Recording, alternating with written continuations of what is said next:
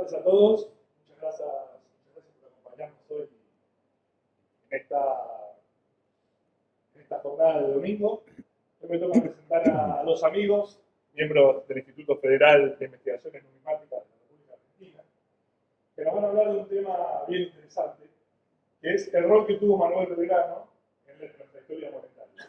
Es quizás un tema poco explorado, bastante difundido, así que sin mucho más preámbulo y para aprovechar al máximo el tiempo y el conocimiento de Luciano Pesano y de Jorge Madonna, que se venían especialmente de San Francisco, Córdoba, a la ponencia. Les cedo la palabra a ellos y bueno, muchas gracias por esto. No, gracias a usted. Muchas gracias, Ariel, y gracias a todos ustedes por compartir esta tarde con nosotros. Muchas gracias a la Federación de Entidades Numismáticas y Medallísticas Argentinas por la feliz iniciativa de estar presentes por primera vez en casi 40 años de historia de la FENIMA en esta Feria del Libro y que nos da la oportunidad de compartir nuestras investigaciones en un ámbito mucho más amplio y sin duda el ámbito propicio, el ámbito del libro y de la cultura en general. Y como adelantaba Ariel, el tema que nos convoca refiere a uno de los padres de la patria y que, sin embargo, no conocemos el público en general y no nos enseñan esto en la escuela, la importancia trascendental de la enorme figura de Manuel Belgrano en la acuñación de nuestras primeras monedas patrias. Y lo vamos a poner en términos muy claros. Sin Belgrano no tendríamos nuestras primeras monedas y la historia monetaria argentina tal vez habría sido muy, muy diferente. Aquí vemos a Belgrano en el óleo atribuido a François-Casimir Charbonnier, hecho en 1815 durante la misión diplomática de Belgrano en Europa y es uno de los retratos más fieles que se conocen del creador de la bandera. Pero la participación esencial de Belgrano en la acuñación de nuestras primeras monedas patrias tiene que ver con la segunda campaña al Alto Perú. Nosotros sabemos ya desde el comienzo de la revolución hubo una primera campaña al Alto Perú entre 1810 y 1811, que luego de la derrota de Huaki el 20 de junio de 1811, debieron retirarse las fuerzas patriotas. Pero ¿por qué realizar esta segunda campaña, esta vez al mando de Belgrano, y que luego de las victorias de Tucumán y Salta, como nos contará Jorge, permitieron franquear el acceso al Alto Perú? Porque era necesario no solamente exportar los ideales de revolución a todas las provincias que componían el por entonces Virreinato del Río de la Plata, pero también llegar a la meta central de la economía del virreinato, que era la Villa Imperial de Potosí, su Cerro Rico y su Casa de Moneda. Bien. Aquí tenemos una imagen del Cerro Rico. La imagen de arriba es un cerro que se descubrió en el año 1545, un cerro literalmente de plata. Literalmente de plata. Comenzaron a explotarlo los españoles y a venir hacia estas tierras y formaron una gran ciudad. Una gran ciudad. En el año 1574 se inaugura la primera casa de moneda, de la cual queda solamente vestigios, una chimenea de un horno. Y en el año 1773 se inaugura la segunda casa de moneda en Potosí, que acuñaba toda la plata que se extraía de este cerro. Ya la segunda casa de moneda, que es donde se acuñaron nuestras primeras monedas patrias, ya con maquinaria más moderna, unas prensas de volante para acuñar las monedas redondas que le llamamos, de cordón, las que tienen el canto grabado. ¿Qué se acuñaba en Potosí cuando nosotros llegamos? Aquí en la parte inferior vemos el diseño de la segunda casa de moneda, que se mantiene hoy tal cual está, una obra majestuosa, es patrimonio de la humanidad y digno de ser conocido por todos los numismáticos. Los españoles acuñaron, cuando nosotros llegamos a la casa de moneda a Potosí, que tomamos la casa de moneda, esta que se ve en la imagen, los españoles estaban acuñando moneda con el sistema español, moneda de oro y plata, eh, en oro en 8, 4, 2 y un escudo, como se puede ver aquí, y en plata 8, 4, 2, 1, medio y medio real, en plata la denominación era reales, y un cuartillo sin denominación, sin ningún texto por el pequeño tamaño de la pieza numismática.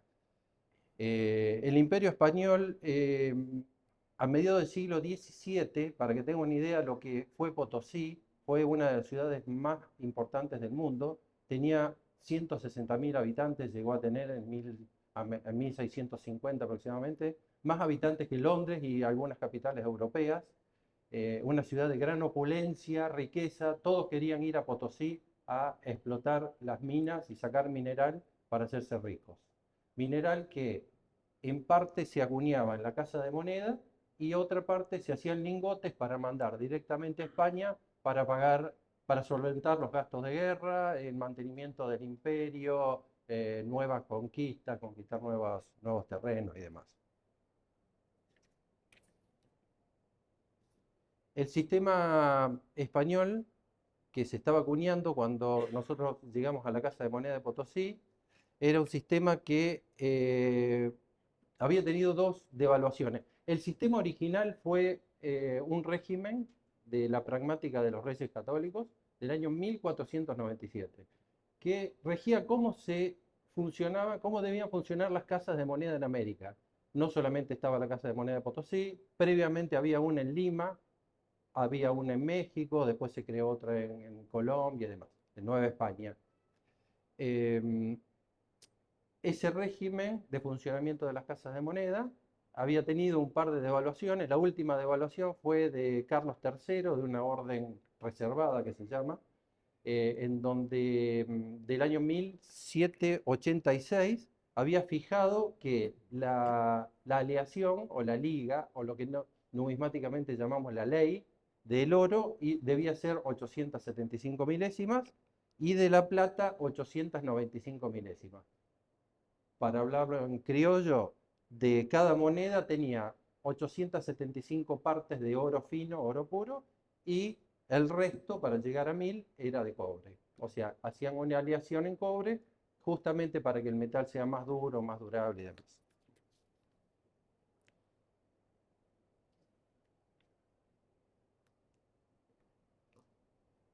Cuando llegamos a Potosí,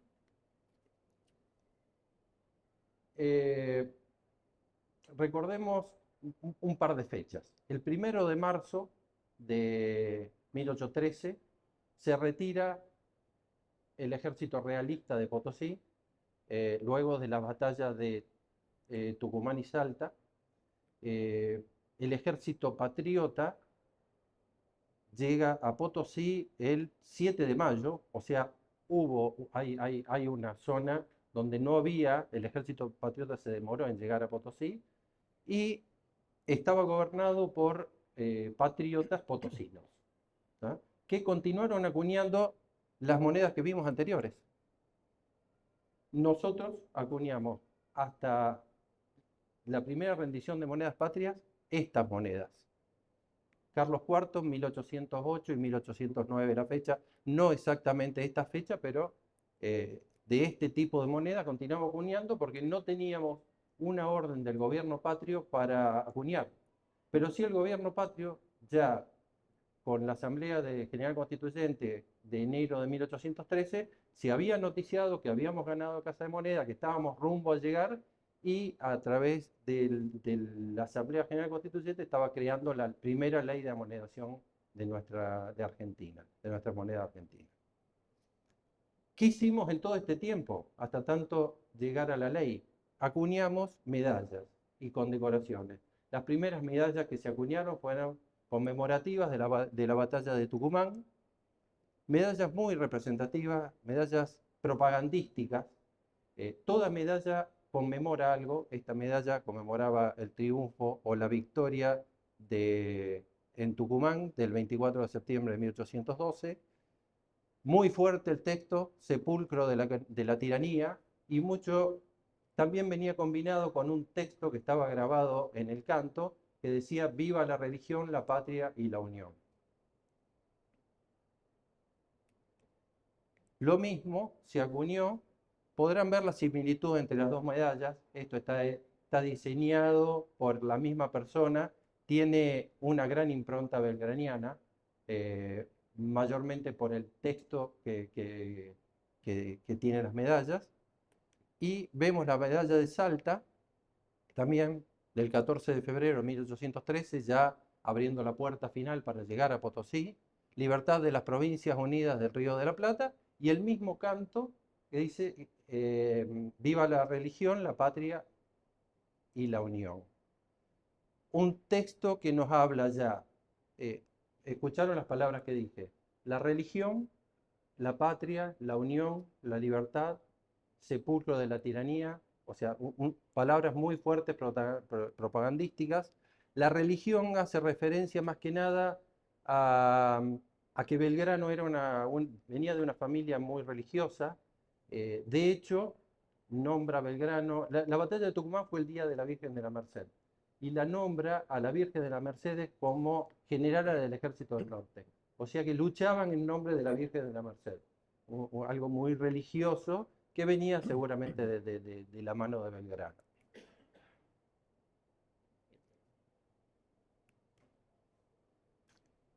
Estas medallas, sí, le voy a leer un texto que acredita, porque incluso estas medallas, hay algunos estudios que indican que haber usado el texto Provincias Unidas del Río de la Plata lo tomaron de las monedas que dice Provincias del Río de la Plata, y las monedas son posteriores.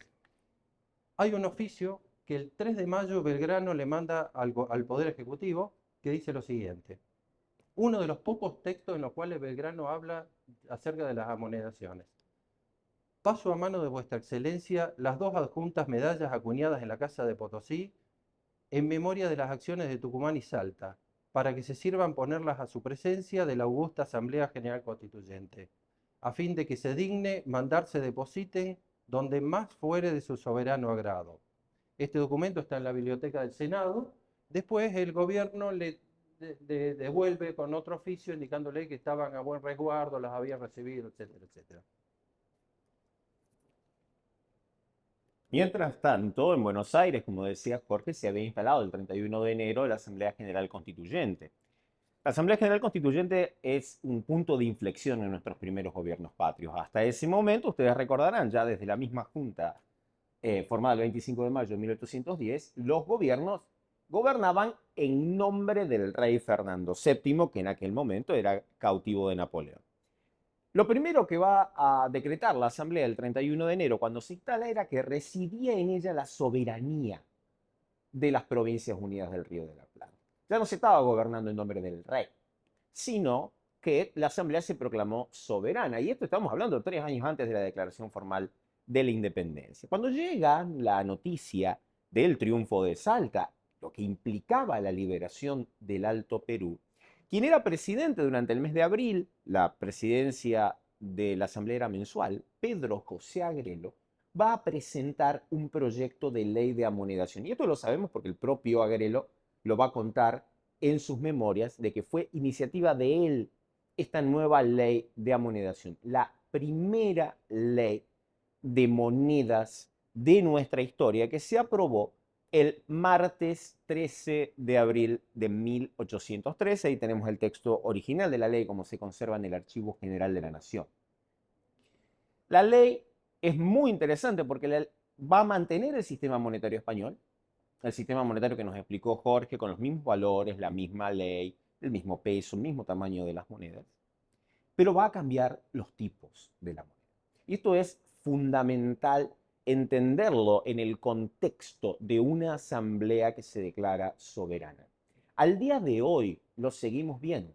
Cada vez que nace un nuevo Estado o intenta nacer un nuevo Estado, siquiera sin consolidarse, uno de sus primeros actos va a ser acuñar moneda, porque históricamente fue y es una manifestación de soberanía.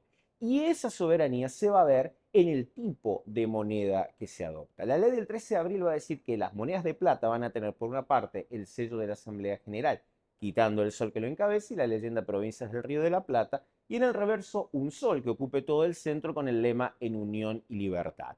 La moneda de oro va a ser igual, pero le van a agregar algunos trofeos al sello de la Asamblea, como veremos en un rato.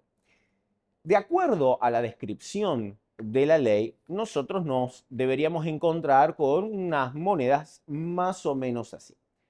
Vamos a ver que esto no pasó de esta forma por razones que no terminamos de conocer bien. La propia ley establecía que se tenían que hacer unos dibujos de estas monedas. Los dibujos se hacen y el 27 de abril se someten a la Asamblea. No sabemos por qué el dibujante invirtió las leyendas. Entonces, en el anverso, donde debía decir Provincias del Río de la Plata, como estamos viendo ahí, dice En Unión y Libertad, y en el reverso, donde tenía que decir En Unión y Libertad, dice Provincias del Río de la Plata. La Asamblea aprueba los diseños con las leyendas cambiadas. Esto ha generado una enorme discusión entre los numismáticos respecto de cuál es el anverso de nuestras primeras monedas patrias, si es la cara del escudo o es la cara del sol. No vamos a entrar en esto, es algo que nos interesa a los numismáticos, pero al público en general lo puede aburrir, de hecho aburre a algunos numismáticos, pero nosotros nos vamos a mantener con que el anverso es el escudo tal cual lo dice la ley del 13 de abril. ¿Cómo son estos tipos? Nosotros, viendo en la moneda de plata, una moneda de 8 reales, nosotros vamos a ver que tiene el lema En Unión y Libertad, tenía que ir en el reverso, pero queda en el anverso, y que para muchos, y quizás, esto es solamente una hipótesis, pero quizás puede haber tenido que ver con la inversión de las leyendas, el lema Unión y Libertad es la mejor síntesis posible de los elementos del escudo, de los elementos del sello de la Asamblea, porque la unión está representada por las manos y la libertad por el gorro, y la pica, la decisión de las provincias de estar unidas para mantener su libertad es algo bastante coherente. Yo creo que realza el significado, sobre todo en una época en que era muy nuevo el sello de la Asamblea, pensar que el lema lo puede realzar. Pero esto es solamente una hipótesis. Tenemos el valor, 8 reales. Fíjense que no se cambió el sistema monetario, el mismo que se venía usando desde la época de la colonia. El monograma de la marca de Seca, Potosí, todas las monedas acuñadas en el Imperio Español llevaban una marca que indicaba el lugar donde se habían hecho.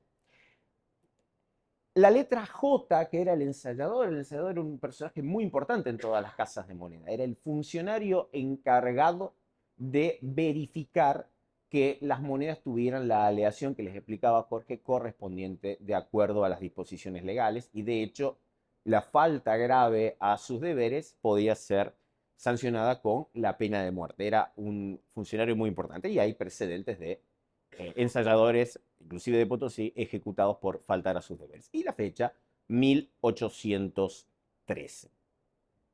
Algo muy importante, el sello de la Asamblea, que es el tipo principal, es tomado del sello que había adoptado la propia Asamblea General Constituyente y que es, por supuesto, nuestro escudo nacional. Nosotros no tenemos una norma que diga que este es el escudo nacional. La Asamblea nunca lo determinó, pero muchos autores piensan, y estoy muy de acuerdo con esto, en que es la ley del 13 de abril la que transforma al sello de la Asamblea, que hasta ese momento era solamente un sello que servía para autenticar documentos, en el escudo nacional. Porque el sello de la Asamblea, el símbolo de la Asamblea, pasó a reemplazar ni más ni menos que al busto del rey, al soberano. Es verdaderamente el escudo nacional. Quitando el sol que lo encabeza, fíjense que el sello tiene el escudo, el sol timbrándolo, como lo vemos en nuestro escudo nacional actual, que está tomado exactamente de este modelo. Este es la versión en lacre, que lamentablemente se encuentra perdida, del sello de la Asamblea, pero las monedas no tienen el sol porque el sol se pasó pleno al reverso. Si nosotros contamos los números de rayos, vamos a ver que es la misma cantidad de rayos que corresponderían al sol del escudo. Este sol, para vincularlo de alguna manera también a Belgrano, es el que se decidió ya mucho tiempo después, 6 años después de la creación de la bandera por Belgrano, incorporar al centro de la bandera. El sol de nuestra bandera nacional está tomado de las monedas patrias de 1803. Bueno, bien. Vamos a hablar un poco de qué monedas hicimos, cuántas monedas hicimos, entre qué fechas. Eh, ¿Se acuerdan que las medallas Belgrano las mandó el 3 de mayo, las mandó a Buenos Aires? Recién el 22 de junio, ¿por qué nos demoramos tanto? Porque el 13 de abril se aprobó la ley, mandaron a hacer los dibujos, como dijo Luciano. Recién el 27 de abril, desde Buenos Aires salió la orden de acuñación, cómo debían hacerse las primeras monedas patrias. ¿Ok?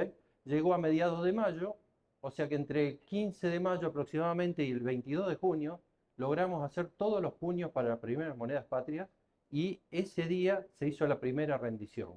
Rendición es un documento histórico que indica se acuñaron 500 monedas de 8 reales, 300 de 4, etc.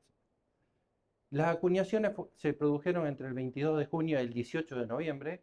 En solo 6 meses de producción, en una maratónica producción, realmente logramos hacer 133 cuños conocidos, un trabajo que Carlos Jansson lo publica en un libro azul bastante con unas fotos importantes, seguramente muchos de ustedes lo conocen, pero digamos, ¿cuál es el gran mérito de esto? Cuando llegamos a Potosí, encontramos una casa de moneda devastada, porque los realistas no se fueron de un día para el otro diciendo dejémosle todo como está.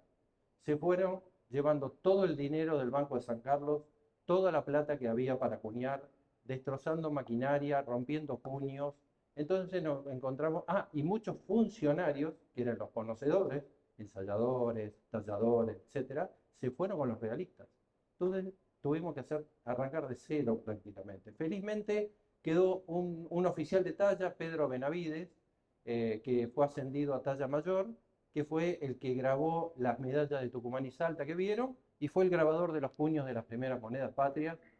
Un gran tallador resultó ser, y José Antonio de Sierra, como decía Luciano, fue ascendido de fundidor a ensayador para poder, bueno, realmente fue un gran logro de Belgrano. Belgrano cuando llega a Potosí fue un gran administrador que puso en orden la administración, logró que los mineros vuelvan a proveer de plata para que nosotros podamos tener nuestras acuñaciones.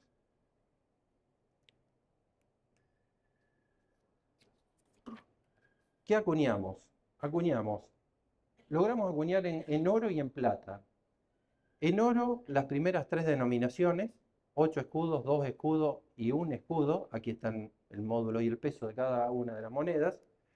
No hablamos de 4 escudos porque es una pieza que aún no se conoce, aunque creemos que se acuñó porque encontramos un documento. Nosotros hemos ido a investigar en varias oportunidades a Potosí, encontramos un documento donde se hicieron 4 puños grandes para las monedas, con lo cual, si la moneda de 8 escudos solamente se conocen 2 puños, un solo tipo, los otros 2 puños debían haber sido hechos para la moneda de 4.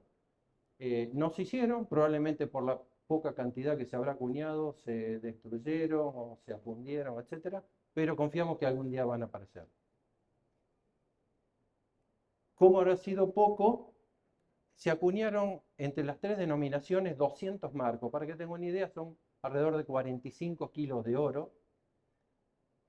Nosotros hemos hecho un censo publicado con Luciano de la moneda de 8 escudos. Actualmente se conocen 21 ejemplares entre museos, entre colecciones públicas y privadas, solamente 21 ejemplares. Hace un año publicamos este trabajo, confiábamos que iban a aparecer otras monedas, pero no apareció ninguna. O sea, debemos estar muy cerca de la cantidad conocida a nivel mundial. De 2 escudos se conocen 2 ejemplares, uno en el Museo del Banco Central, Carlos Jansson, y otro en el Museo Jaureche, del Banco Provincia. Y de un escudo también está diseminado entre público y privado, 6 ejemplares solamente se conocen. Eso en cuanto al oro. En cuanto a la plata, sí logramos acuñar monedas de 8, 4, 2, 1 y medio real.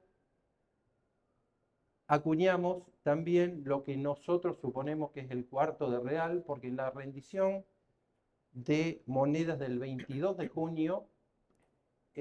Nosotros hemos rendido que habíamos acuñado un marco de plata, 272 cuartillos. Entonces creemos que hicimos los cuartillos, pero cuando nos dimos cuenta de que era muy pequeño, difícil de acuñar, no podíamos poner el valor adentro, y realmente no servía para mucho un cuartillo, porque era un valor muy bajo, dejamos de hacerlo.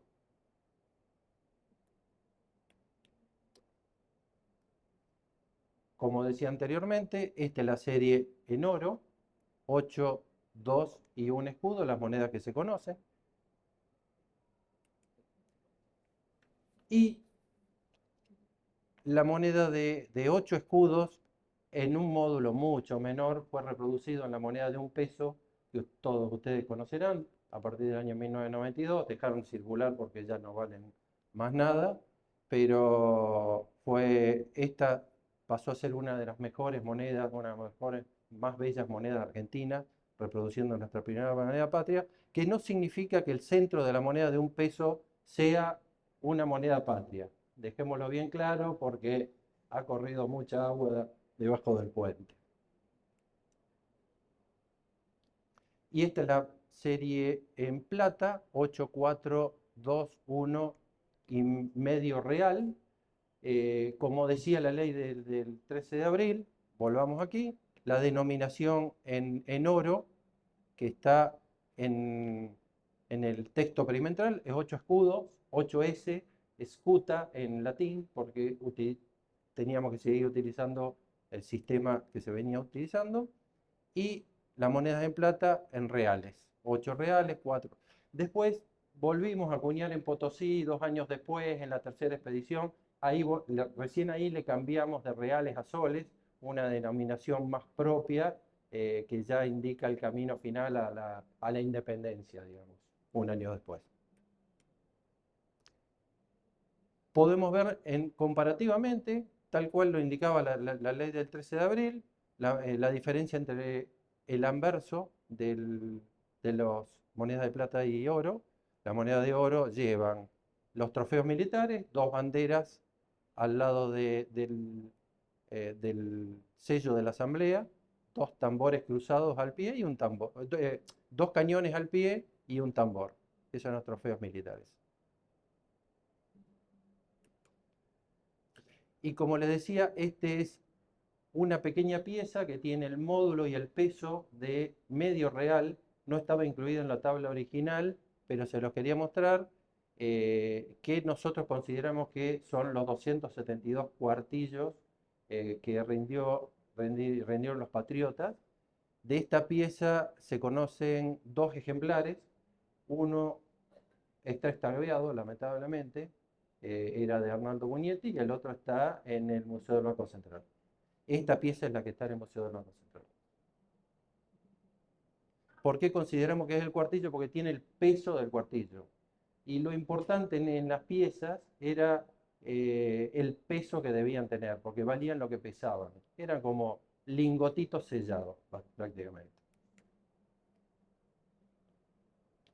Cantidades acuñadas, bueno, esto es algo muy técnico. Acuñamos 1 millón, un poco más de 1 millón de monedas en 1813, en 6 meses, que la cantidad acuñada es una deducción que hacemos nosotros, porque nosotros, como lo hacían los españoles, rendíamos las monedas en marcos de plata. Un marco de plata tiene 230 gramos, hicimos la deducción de cuántos gramos eran, considerando que las monedas tienen 27, entonces nos dio que acuñamos un poco más de 1 millón de monedas. De plata, estamos hablando, ¿no? Y en oro, que les dije 45 kilos, una deducción rápida nos da que se hicieron aproximadamente unas 1.500 onzas, de las cuales se conocen 21. Está bien, es una relación lógica, considerando que se acuñaron en territorio muy lejano, en la época de la Revolución, han pasado muchas crisis donde se fundía metal precioso, etcétera, etcétera. Bueno, y mientras tanto, ¿qué sucedía con Belgrano? Belgrano va a llegar a Potosí recién el 19 de junio como les decía Jorge, los patriotas potosinos se hacen cargo de la Casa de Moneda prácticamente al mismo tiempo de la retirada española, a comienzos de marzo. La vanguardia del Ejército del Norte llega los primeros días de mayo a Potosí, pero Belgrano se va a tomar su tiempo y va a llegar recién el 19 de junio. Se pensaba que la población iba a tener un recibimiento un poco hostil con las fuerzas patriotas, sobre todo por cómo había terminado la primera expedición al Alto Perú, el hincapié en la religión que aparece tanto en las medallas de Tucumán y Salta como en esta pieza de un cuartillo, puede tener mucho que ver con esto, con ciertos episodios de desacralización de iglesias y objetos religiosos que inclusive fueron aprovechados y exagerados por los realistas potosinos para generar un sentimiento antipatriota en la población. Esto se debió principalmente a que muchos miembros del clero, sobre todo del clero superior, estaba identificado con la causa realista. Y las medidas de los patriotas apuntaban a eliminar todo foco de resistencia realista, por eso ocurrieron estos episodios, que no eran antirreligiosos, eran antirrealistas. Por eso se pensaba que el recibimiento podría ser hostil, pero fue todo lo contrario. Belgrano fue recibido como un libertador en Potosí, a punto tal de que el 4 de julio las damas potosinas van a hacerle un obsequio a Belgrano, un obsequio verdaderamente hermoso y costoso. La Tarja de Potosí. La Tarja de Potosí es una obra maestra de platería potosina. Se encuentra en el Museo Histórico Nacional y esta mañana fuimos a ver de que estuviera, efectivamente, y sigue estando. Mide 1,70 m, es de plata con detalles en oro. Es una obra maravillosa, representa a Sudamérica y la lucha por la emancipación. Tiene el Cerro Rico, tiene los medallones de oro que vemos, tiene leyendas laudatorias a Belgrano. Es una pieza maravillosa. Belgrano la recibe y la envía desarmada a Buenos Aires y aquí se volvió a montar por Juan de Dios Rivera, el platero más importante de Buenos Aires en la época de la independencia y autor material del sello de la Asamblea.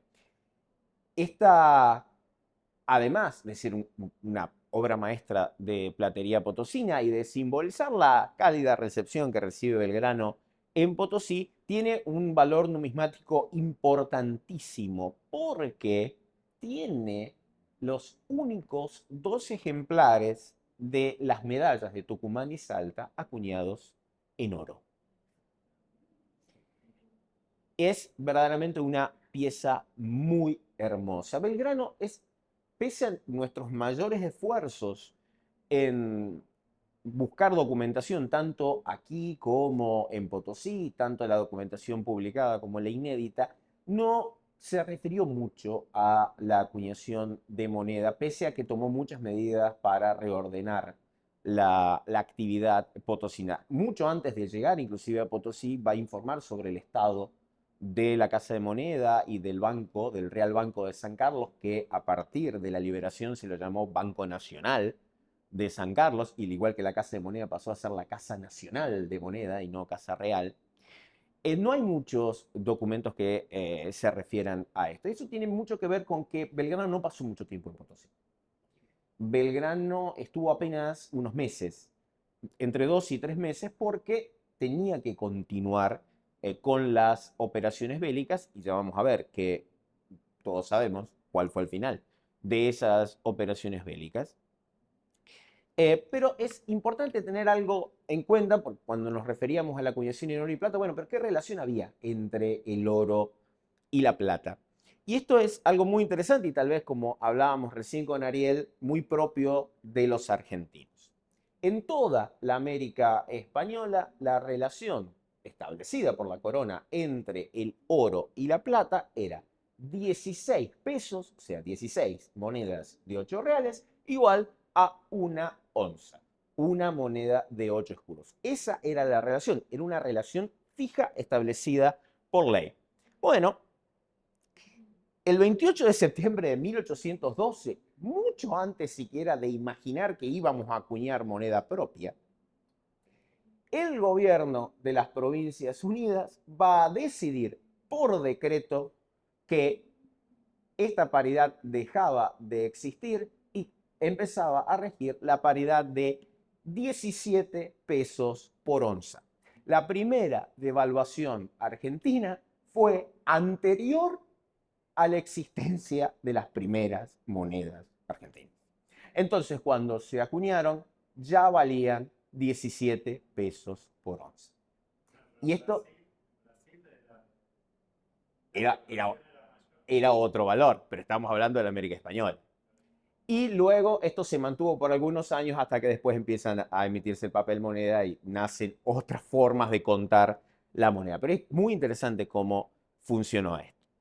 Ahora, yo les decía, Belgrano se va de Potosí para continuar con las operaciones. El ejército realista se había reagrupado y había comenzado a volver a acercarse al Alto Perú y va a tener los enfrentamientos de Vilcapugio el 1 de octubre y Ayohuma el 14 de noviembre. Ambas derrotas patriotas que obligaron a retirarse de Potosí. El ejército vuelve a Potosí, los restos del ejército patriota vuelven a Potosí y el 18 de noviembre, que es la fecha de la última rendición, ¿no? La Casa de Moneda trabajó hasta el último día. Belgrano toma una decisión que hoy consideraríamos terrible, pero que en aquel momento era una decisión estratégica y fundamental para la guerra. Si lo más importante que tenía Potosí era la Casa de Moneda y había que abandonar la ciudad, había que destruir la Casa de Moneda. Jorge nos lo spoileó antes porque dice que el edificio sigue existiendo y es muy hermoso, pero hubo un intento de volar la Casa de Moneda de Potosí. El general Paz en sus memorias nos cuenta cómo fue ese episodio. Se acumularon una gran cantidad de barriles de pólvora en la sala de la filatura. La sala de la filatura donde se pesaban las monedas, que está en el centro de la Casa de Moneda. La Casa de Moneda ocupa toda una manzana en Potosí. Se evacuaron los alrededores, se obligó a la población a salir porque iba a pasar algo muy feo. Y la vanguardia del ejército ya se había retirado, quedan en la retaguardia ciertos oficiales, ciertas personas de mucha confianza y el propio Belgrano, esto lo cuenta muy bien Paz. Y se prende la mecha. Una mecha larga que daba tiempo a que todo el mundo se alejara porque la explosión iba a ser de proporciones monumentales. Era necesario volar un edificio que ocupaba una manzana. Pasa el tiempo de la mecha y no se produjo ninguna explosión. Y cuando hacen el conteo de los oficiales, faltaba uno. Un señor Anglada, mendocino, denunciado por Paz, que, cuenta Paz, tuvo una relación muy cercana con una señora muy realista, dice Paz, y que habría sido el autor de la ruptura de la mecha y de salvar a la Casa de Moneda. Como la vanguardia realista ya se estaba acercando, Belgrano decide que no había tiempo de volver a prender la mecha y era necesario emprender la retirada. Anglada quedó, por supuesto, en Potosí. Paz va a tener un comentario muy crítico con él. Dice que nunca llegó a nada porque los realistas sabían que era un traidor y por lo tanto cuánto podía valer. No sabemos cómo le fue con la señora. Pero gracias a esa decisión de Anglada, hoy tenemos un edificio maravilloso que es patrimonio cultural de la humanidad y que todos los numismáticos podemos visitar y que de hecho sirvió a las fuerzas patriotas cuando se vuelve a liberar Potosí en 1815. Lo interesante es que uno de los pocos documentos de Belgrano relativos a la Casa de Moneda es su comunicación de la decisión de volar la Casa de Moneda. Belgrano era un hombre muy sensible. Y en este documento, es un oficio fechado el 19 de noviembre, el día después de la retirada de Potosí, nos va a decir que he dispuesto la destrucción de la Casa de Moneda. Único aliciente, porque tal vez el enemigo más hace la guerra. O sea, era el único aliciente que tenía el ejército realista, que tenían los realistas para mantenerse en Potosí. Y era una decisión estratégica. Hoy diríamos que inclusive, dadas las medidas tomadas para asegurar la protección de la población civil, era un blanco legítimo de acuerdo a las normas aplicables a los conflictos armados. Dice, me he propuesto que lo que no sirva para nosotros se acabe y destruya, aunque sea reduciéndonos a la clase de pobres provincias, que de todas maneras era lo que éramos. Pero es muy fuerte lo que dice al final. la clase de la minería, o sea, se refiere a los mercaderes de plata, es la gente más corrompida que puede presentarse en el universo. Y puedo asegurar a vuestra excelencia que en este pueblo que se compone y subsiste de ese ramo, eran todos, dependían de la economía minera y del comercio de la plata, no he hallado un hombre en quien fiar. Belgrano era una persona que creía en la buena voluntad y creía en los seres humanos y creía en la causa de la libertad. ¿Y cómo lo recibieron? Las mismas damas potosinas que le regalaron la tarja de Potosí eran las esposas de los mercaderes de plata. De otra forma no podrían haberle regalado semejante obra. Y fueron ellos los que recibieron luego a los realistas con mayor pompa que la que había recibido a Belgrano. Fue muy difícil para Belgrano aceptar de que la causa de la libertad no alcanzaba para esta gente, que lo único que pensaba era en plata, literalmente plata. Y así va a terminar esta historia de la primera acuñación de nuestras monedas. En 1815 esto se va a reiterar solamente en plata con esta innovación de soles ya bajo el mando de José Rondó. Por eso no hablamos de esa historia, porque hablamos de la importancia trascendental de Belgrano en la existencia de nuestras monedas. Belgrano no solamente nos dio la bandera, Belgrano no solamente nos dio uno de los mayores ejemplos de civismo que tenemos en nuestra historia, sino que también nos dio nuestras primeras monedas patrias, que es como las llamamos los numismáticos. Y finalmente, para el que quiera avanzar un poquito y conocer algo más de nuestras monedas, hay algunos libros que se han escrito sobre específicamente estas monedas patrias, la obra de Ferrari en 1963, el libro de Carlos Jansson de 2001, la magnífica obra del maestro Arnaldo Cugnetti del año 2014, que pone toda la historia de la Casa de Potosí durante las guerras de independencia entre 1808 y la independencia de Bolivia en 1825, un aporte de un servidor.